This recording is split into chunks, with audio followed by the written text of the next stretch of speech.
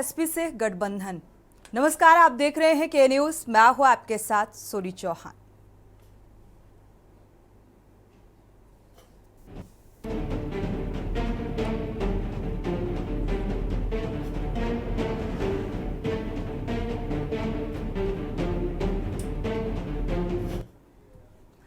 तो बहुजन समाजवादी पार्टी की मुखिया मायावती ने 2019 लोकसभा चुनाव के बाद समाजवादी पार्टी से गठबंधन टूटने पर एक बड़ा खुलासा किया है। बसपा सुप्रीमो ने कहा है कि चुनाव के बाद अखिलेश यादव ने बसपा नेताओं का फोन तक उठाना बंद कर दिया था और इसकी वजह से उन्होंने पार्टी के सम्मान के लिए सपा से गठबंधन तोड़ा था। आगामी यूपी उपचुनाव की तैयारियों में जुटी बसपा ने एक 59 पेजों की बुकलेट छपवाई है और इसमें पार्टी कार्यकर्ताओं और बसपा समर्थकों को पार्टी की रणनीति से रूबरू कराने की कोशिश की गई है और ये बुकलेट कार्यकर्ताओं को दी जा रही है ताकि उन्होंने पिछले कुछ सालों में लिए गए मायावती के अहम फैसलों के पीछे की वजह बताई जा सके और बताया कि बसपा ही दलितों की सबसे बड़ी हितैषी है। और इस बुकलेट में मायावती ने लिखा है कि 2019 लोकसभा चुनाव में बसपा को 10 और सपा को 5 सीटें मिली थीं, जिसकी वजह से अखिलेश यादव ने बसपा से संबंध बनाकर रखना तो दूर, बसपा के कुछ बड़े नेताओं का फोन तक उठाना बंद कर दिया था। और मायावती ने कहा कि इसीलिए पार्टी स्वाभिमान को बरकरार रखने के लिए उन्होंने सपा से गठबंधन तोड़ने का फैसला लिया था। बुकलेट में मायावती ने गेस्ट हाउस कांड पर भी दुख जताया है। बुकलेट में उन्होंने ये भी साफ किया है कि गेस्ट हाउस कांड के बावजूद क्यों समाजवादी पार्टी से गठबंधन किया था और उन्होंने ये भी कहा कि यूपी में बीजेपी को रोकने के लिए अखिलेश यादव ने उनकी पार्टी की पुरानी गलतियों को भूलकर दोबारा मौका देने की बात कही थी और उन्होंने अपने समर्थकों से सपा के पीडीए से सावधान रहने को भी कहा। इस बुकलेट के जरिए बसपा का उद्देश्य है कि निचले स्तर तक के पार्टी कार्यकर्ता बसपा सुप्रीमो के रुख और उनकी नीति से वाकिफ हो और आम लोगों को बसपा की नीतियों को लेकर जागरूक किया जा सके। बसपा का खास फोकस जो है वो दलित और पिछड़े जातियों को ये समझाना है कि बाकी पार्टियां उनके वोट के लिए काम करती हैं, जबकि बसपा यानी कि बहुजन समाजवादी पार्टी उनके हित में आवाज उठाती है, हितैषी है। दरअसल 2024 के नतीजों के बाद बसपा के वोट बैंक में इंडिया गठबंधन की सेंधमारी के बाद मायावती बेचैन है और अपने मूल वोटर को बचाने की कोशिश में जुटी हुई है।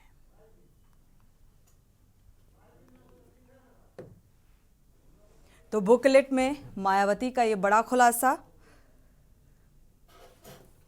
तो 2019 में लोकसभा चुनाव के दौरान किस तरीके से गठबंधन टूटा, इन तमाम अहम बातों का जिक्र किया है मायावती ने अपने इस बुकलेट में और लोगों को जागरूक करने का प्रयास, कोशिश। लेकिन उपचुनाव, विधानसभा चुनाव से पहले ये तमाम जो खुलासे हैं वो सवाल भी उठाते हैं और इसी को लेकर चर्चा की शुरुआत करते हैं। हमारे साथ खास मेहमान जुड़े हुए हैं, संवाददाता भी लखनऊ से जुड़ेंगे, अविनाश सोनी, रंजन कांत जो कि वरिष्ठ पत्रकार हैं। आपका बहुत बहुत स्वागत है इस चर्चा में जुड़ने के लिए। आनंद राय हैं समाजवादी पार्टी से, आपका बहुत बहुत स्वागत है इस चर्चा में जुड़ने के लिए। और आपसे कुछ ही देर बाद भारतीय जनता पार्टी के प्रवक्ता भी जुड़ेंगे। शुरुआत समाजवादी पार्टी के जो नेता हैं, प्रवक्ता हैं, आनंद राय से शुरुआत करते हैं। आनंद राय जी, अब ये बुकलेट जो गेस्ट हाउस कांड का जिक्र किया गया और पिछड़े और दलितों की कितनी हितैषी है बहुजन समाजवादी पार्टी, इन सभी अहम बातों का जिक्र किया गया है इस बुकलेट में। जो मायावती ने बताया कि भाई कौन हितैषी है, गठबंधन टूटने से लेकर जोड़ने तक का पूरा इतिहास इसमें बताया गया है। वो भी समय बेहद मायने रखता है क्योंकि विधानसभा उपचुनाव बेहद करीब और ऐसे में इससे पहले इन तमाम अहम बातों का जिक्र कैसे देख रहे हैं?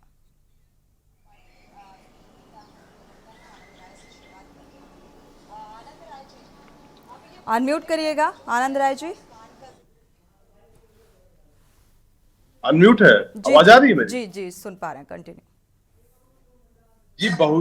जी बहुजन समाजवादी पार्टी और मायावती जी की पार्टी जो इन्होंने बनाया था दलितों की रक्षा करने के लिए, दलितों को हक और अधिकार दिलाने के लिए, लेकिन वो दलित वहीं रह गए, दलित मेरे भाई, और इनकी पार्टी बहुत आगे चली गई, तो आप दलित भाई बहनों की, पिछड़ों की बात करके अपनी पार्टी को कई सौ गुणों आगे लेके चली गई आप। और जहां वो दलित और पिछड़े भाई थे, तो वो तो पीछे रह गए। मैं ये पूछना चाहता हूं कि आपने राजनीतिक दल बनाया, तो आप दलितों का उद्धार करने के लिए बनाया कि उनका उपयोग करने के लिए बनाया? कि हमारे पास इतना वोट है, हमारे दलित हमारी पार्टी के इतने वोट। लेकिन दलित भाई बहन भी समझ चुके थे कि भारतीय जनता पार्टी से मिलके बहुजन समाजवादी काम कर रही थी। पिछले कई चुनाव में उन लोगों ने धोखा दिया और उनके वोट का उपयोग करके मायावती भी तो यही बात कह रही है कि भाई समाजवादी पार्टी जो है वोट बैंक की राजनीति करती है और असल मायने में हितैषी बहुजन समाजवादी पार्टी है। समाजवादी पार्टी एक ऐसी पार्टी है जो सभी वर्गों को लेके चलने वाली पार्टी है, सभी जात धर्म को लेके चलने वाली पार्टी है, वो सभी का सम्मान करने वाली पार्टी है। मैं मैडम आपको बता देना चाहती कि चंगुल में जो फंसेगा वो खत्म हो जाएगा। और दलित भाई बहन ये बात समझ गए, इसीलिए वो समाजवादी पार्टी की तरफ अपना रुख किए और समाजवादी पार्टी को ऐतिहासिक सीटों से उन्होंने विजय दिलाई।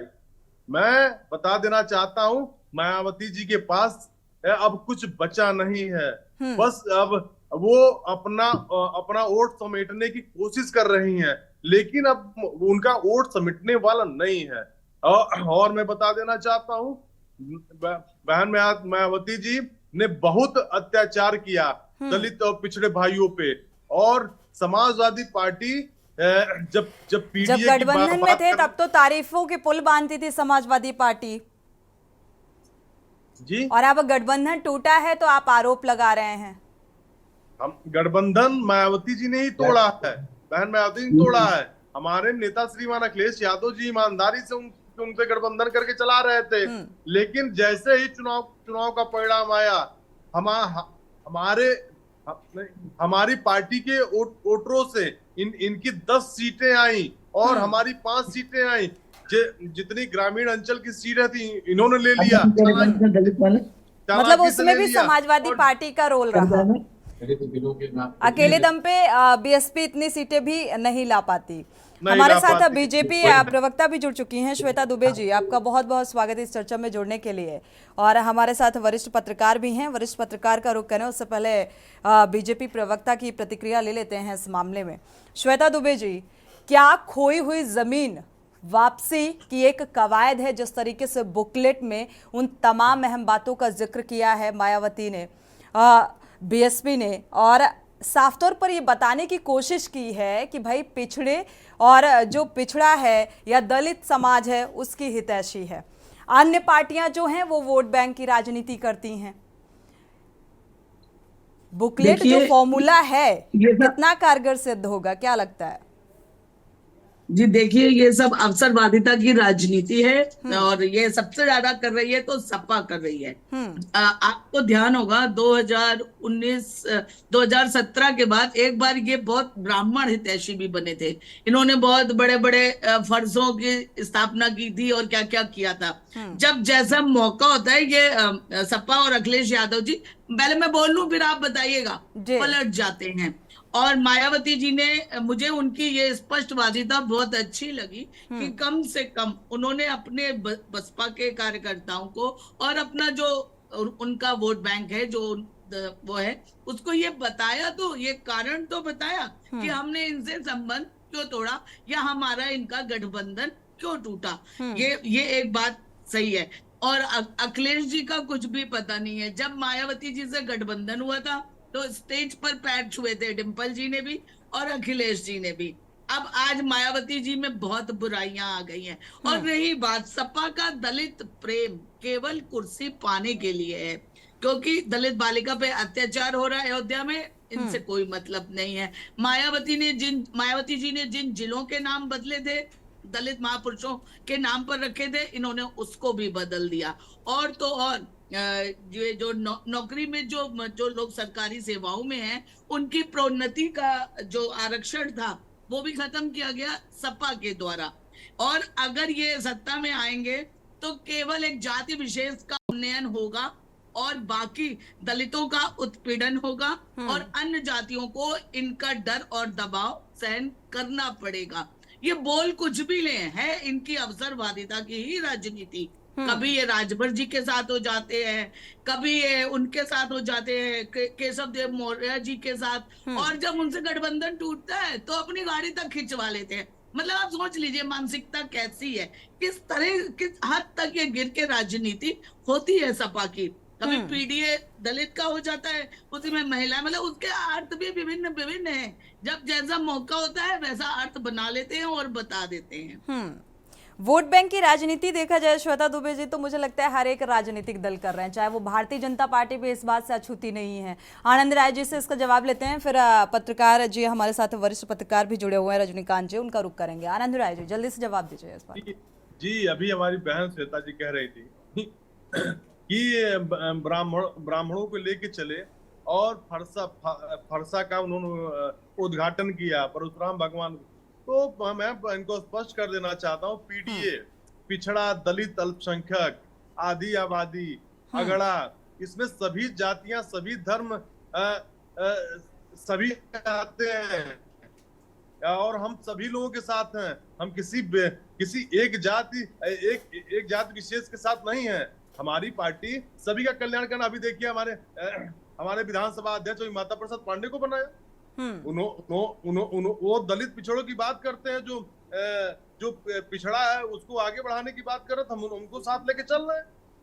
वो हमारे यहाँ तो पिछड़ों में मोदी जी प्रधानमंत्री है। आपने वो नहीं, अब आप उदाहरण दे रहे हैं तो मैं भी दे रही हूँ ना, ये दे दीजिए। हमारे यहाँ तो प्रधानमंत्री है मोदी जी। प्रधानमंत्री मोदी जी तो वो नटवर लाल है। मैं फिर कहना चाहता हूँ, आप परिवारवादी पार्टी। चलिए इन दोनों, ठीक है आनंद राय जी, श्वेता जी, चूंकि ब्रेक का वक्त हो रहा है, हमारे साथ रजनीकांत जी जुड़े हुए हैं। ब्रेक से वापस आएंगे तो रजनीकांत जी का रुख करेंगे और जानेंगे कि क्या वोट बैंक की राजनीति जो है, ये आरोप लगाए जा रहे हैं क्योंकि पीडीए के फॉर्मूले पे समाजवादी पार्टी चल रही है, तो क्या ये वाकई इस पीडीए के फॉर्मूले को फॉलो कर रही है? साथ ही बीएसपी का बुकलेट फॉर्मूला जो है वो कितना कारगर सिद्ध होगा?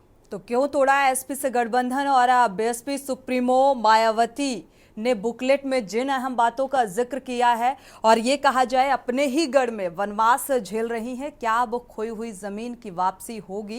एक बार वरिष्ठ पत्रकार जुड़े हुए हैं रजनीकांत जी हमारे साथ, उनका रुख कर लेते हैं और जानते हैं जिस तरीके से वोट बैंक की राजनीति के आरोप और प्रत्यारोप लगते हुए नजर आ रहे हैं और जो बुकलेट में जिन अहम बातों का जिक्र किया गया, गेस्ट हाउस कांड तक का जिक्र किया गया, तो क्या लगता है इससे एक जो हालात हैं वो बदलते हुए नजर आएंगे? रजनीकांत जी, बदलाव की तस्वीर नजर आएगी? मेरी आवाज आ रही? जी सुन पा रहे हैं। देखिए 2024 का जो लोकसभा चुनाव हुआ उसमें कोई शक नहीं कि अखिलेश यादव के पीडीए फॉर्मूले ने एक तरह से मायावती के वोटर को भ्रमित करके अपने साथ कर लिया जी। ऐसा, और इसमें कांग्रेस से जो गठबंधन, तो कांग्रेस का गठबंधन भी अखिलेश के लिए फायदे का सौदा साबित हुआ। वो इस तरह से कि जो मायावती का दलित वोटर था वो अखिलेश यादव की वजह से उस गठबंधन में नहीं गया, वो कांग्रेस की वजह से गया। उसे लगा कि कांग्रेस है, कांग्रेस किसी तरह से सत्ता में आ सकती है इस बार, चलो इस बार कांग्रेस को वोट कर देते हैं जी। तो मायावती जी ये महसूस कर रही हैं अच्छे से कि पिछले लोकसभा चुनाव में उनकी जो जमीन है वो थोड़ा हिली है। हाँ, जो कोर वोटर है जिसे जाटव वोट कहते हैं वो अभी भी उनके साथ, लेकिन जो गैर जाटव वोटर था, जो उनके कोर वोटर से थोड़ा अलग था या पिछड़े लोग थे, उनको निश्चित रूप से अखिलेश यादव जी ने बहुत अच्छे से गोलबंद किया। तो अब ऐसी स्थिति में जबकि उनके सामने अस्तित्व का सवाल हो, उनका राष्ट्रीय दल होने का दर्जा भी छिन गया हो जी। और वो अभी राजनीति में हैं और उनके उत्तराधिकारी भी सामने हैं किसी न किसी रूप में, उनके भतीजे, तो जाहिर सी बात है कि वो अपना वोट बैंक मजबूत करने के लिए उन्हें अलग ही चलना पड़ेगा। ये संभावना मुझे तो नहीं दिखाई देती कि आने वाले विधानसभा के चुनाव में 27 में वो किसी भी तरह से समाजवादी पार्टी से कोई समझौता हम्म। करेंगी। नहीं जहां तक मुझे उम्मीद है कि अगर वो अलग रह करके अगर वो मान लीजिए, इसीलिए उन्होंने शायद बुकलेट निकाली, बहुत सारी सफाई दी अपने वोटर को कि अलग रह करके हो सकता है लड़े, तो वो शायद खोई हुई जमीन को वापस पाए। बिल्कुल।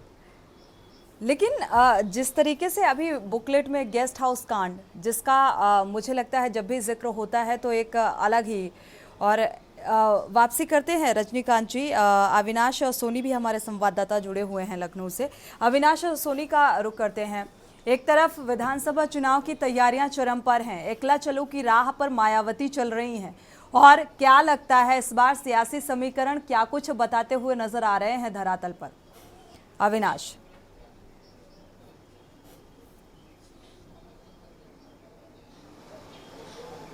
जी बिल्कुल सोनी, देखिए जिस तरीके से 2019 में लोकसभा चुनाव में समाजवादी पार्टी और बहुजन समाजवादी पार्टी बुआ और बबुआ की जोड़ी कहीं ना कहीं एक मंच पर दोनों ने साझा की, और कहीं ना कहीं जो एक नाराजगी थी समाजवादी पार्टी और बहुजन समाजवादी पार्टी की, उसको कहीं ना कहीं दूर करने की जो है कोशिश अखिलेश यादव और उनकी पत्नी डिंपल यादव ने पैर छू के मंच पर की। लेकिन जिस तरीके से 2019 के लोकसभा चुनाव में कहीं ना कहीं आपने देखा कि जिस तरीके से बहुजन समाजवादी पार्टी को अधिक सीटें आई, उसके बाद से कहीं ना कहीं एक खटास समाजवादी पार्टी और बहुजन समाजवादी पार्टी के बीच में देखने को मिली। साफ तौर पर जिस तरीके से एक दलित वोटर कहीं ना कहीं जिस तरीके से 2019 के लोकसभा चुनाव में बहुजन समाजवादी पार्टी के साथ तो कहीं ना कहीं था, लेकिन जिस तरीके से 2024 के लोकसभा चुनाव में आपने देखा कि जो है इंडिया गठबंधन में समाजवादी पार्टी हो या फिर जो है जिस तरीके से कांग्रेस ने दोनों जो है मिलकर उत्तर प्रदेश में चुनाव लड़े, उसमें कहीं ना कहीं कह सकते हैं कि इंडिया अलायंस में बहुजन समाजवादी पार्टी की शामिल होने की जो अटकलें थी कहीं ना कहीं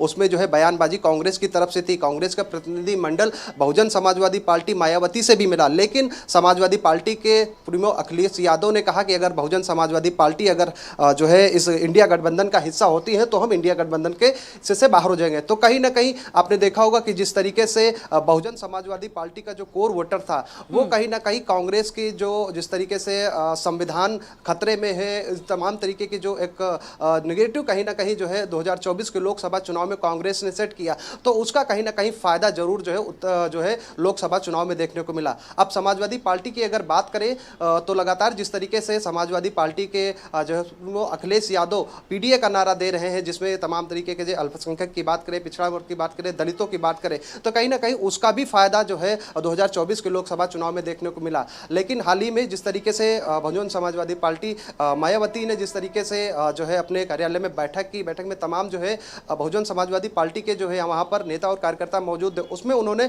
बुकलेट के जरिए कहीं ना कहीं गेस्ट हाउस कांड के बाद उसमें जिक्र किया, और उन्होंने जिक्र किया कि जब 2019 के लोकसभा चुनाव में जिस तरीके से जो है जो सीटें उठ के जिस तरीके से बहुजन समाजवादी पार्टी को मिले, तो उसमें समाजवादी पार्टी के तमाम जो है नेता या कार्यकर्ता उनसे बहुजन समाजवादी पार्टी के फोन नहीं मिले, तमाम तरीके की बातें उस बुकलेट के जरिए मायावती ने कहने की कोशिश की और यह भी बताने का प्रयास किया कि बहुजन समाजवादी पार्टी दलितों की हितैषी पार्टी है। अब देखना होगा कि जिस तरीके से समाजवादी पार्टी हो या बहुजन समाजवादी पार्टी जो उपचुनाव है 10 सीटों पर उत्तर प्रदेश में, उसको लेकर किस तरीके से कवायद की जा रही है, तैयारियां की जा रही हैं। हालांकि माना यही जा रहा है कि कांग्रेस और समाजवादी पार्टी लोकसभा जो विधानसभा के जो उपचुनाव है उनमें जो है कहीं ना कहीं 50-50 का मार्जिन कहीं ना कहीं सीटों को लेकर भी आने वाले समय में उसकी घोषणा हो सकती है। लेकिन बहुजन समाजवादी पार्टी ने जो बुकलेट जारी किया है, जो अपनी नाराजगी जाहिर की है समाजवादी पार्टी को लेकर, उसका कितना फायदा आने वाले जो है ये उपचुनाव में देखने को मिलेगा, ये तो चुनाव के नतीजे हिसाब करेंगे। लेकिन मौजूदा समय में जो है बहुजन समाजवादी पार्टी मायावती ने जिस तरीके से बुकलेट जारी करके कहीं ना कहीं अपनी खटास को कहीं ना कहीं जाहिर किया है। बिल्कुल खटास को जाहिर किया, लेकिन अब इस बार रिजल्ट या वोट बैंक किस ओर जाता है, वोटर्स किस ओर जाते हैं, वो देखना बेहद दिलचस्प होगा। आप सभी मेहमानों का बहुत बहुत शुक्रिया चर्चा में शामिल होने के लिए।